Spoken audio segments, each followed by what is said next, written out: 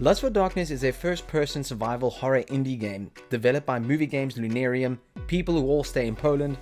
I don't know why that's relevant, but I said it, so there it is.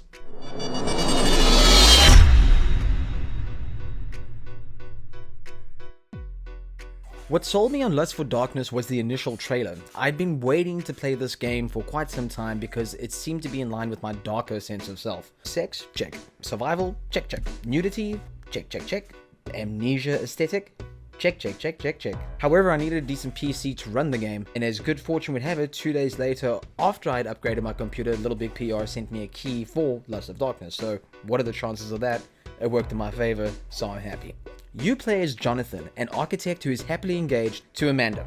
Amanda gets kidnapped though by a cult and taken to a mansion where a ritualistic ceremony needs to take place in order to bring the lust god, Lustagar, to our dimension. The story gets weirder and weirder, incorporating themes of a forced abortion, dimensional traveling, and a horn guy hellbent on keeping you away from Amanda and stopping you from stopping him. Kind of generic, but enough different elements that kept me playing, plus I wanted to see how many more penises I could spot in this game because there is an abundance of penises. The gameplay is bare bones, but decent enough. Majority of the time you'll be opening drawers and picking up objects. The problem with this system is that opening doors and drawers all the time becomes kind of monotonous and a little gimmicky, especially when most of the items are the same as other items that you've already picked up. To open these objects, you have to use the mouse cursor to move forward or backwards, depending on the object. It's a little annoying, but bearable. You'll find notes throughout the game which opens up side stories, and these side stories give you more insight into what the hell this cult is and how it came about. However, while it does offer replayability in that sense, if you understood the story and all the hidden meanings and symbolism, then it might be interesting, but I couldn't find enough patience personally to trace through the game again just to look for additional information on a cult that didn't give me enough to really appreciate what it was going for. Keep in mind though, I am not the brightest tool in the shed. This may be a game for super smart people who understand these themes, but for me, not so much. There are also stealth segments in which you have to avoid being spotted by other members of this cult. It's fairly easy and simple to navigate these sections as the game is pretty linear in this sense, so it's not easy to get lost, which is actually great because it keeps the plot, if you understand it, going at a steady pace. That is of course until you start hiking around the other dimension, which is called the Land of Ecstasy. And I gotta be honest with you, their definition of ecstasy and my definition of ecstasy are two different things. The world is alien, and by alien I mean it looks like something from a science fiction movie directed by Ridley Scott. But unfortunately for me, these were probably the worst of the levels. I found myself getting bored rather quickly during these segments as everything looked nearly the same. During this otherworldly hike, you will occasionally be hunted by these weird demonic creatures. Just like Amnesia and Outlast, you can't fight because you're just a dude, so you gotta run. That made me enjoy the dimensional levels more as I was now running for my life, and it did get my adrenaline pumping. It got me to the end of the levels much faster. An interesting side note, the exits look like vaginas. There are also a number of puzzles incorporated which are pretty simple yet challenging at the same time. Usually it's just rotate the discs or circles until they make a picture or diagram, but there was one that I couldn't solve and I had to get a guide. Every other puzzle up until that point made sense in what I needed to do, but the final one was much more ambiguous.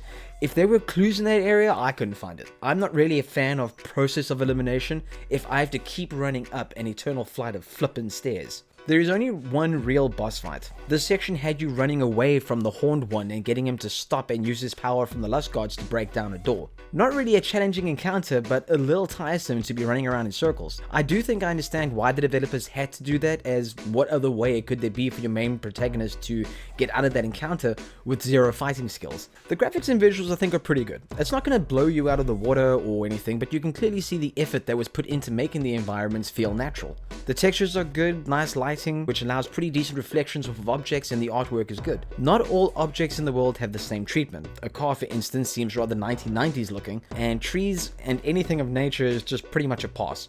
The music that was in the trailer was absolutely epic.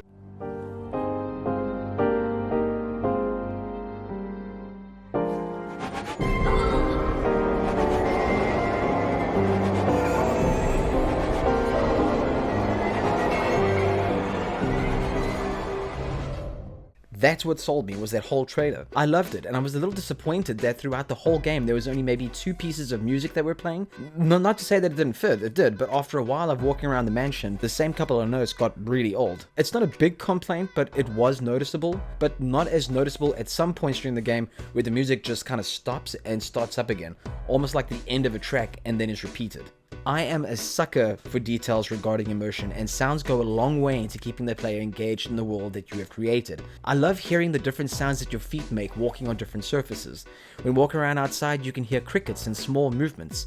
Objects that you pick up and open also have effects like the opening of a small chest or envelope, and while those sounds are obviously repeated, I appreciated the fact that they were implemented. It might seem like this review is full of negative feedback, and I guess it is, but it's not coming from a place of spite or lack of understanding.